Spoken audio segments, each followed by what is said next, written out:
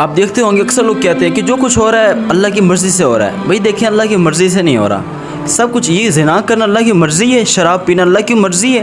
بھائی دیکھیں اللہ کی مرضی سے نہیں ہو رہا بلکہ اللہ کی اجازت سے ہو رہا ہے. دیکھیں شراب پینی ہے پئیں, اجازت ہے, اللہ کی مرضی نہیں ہے.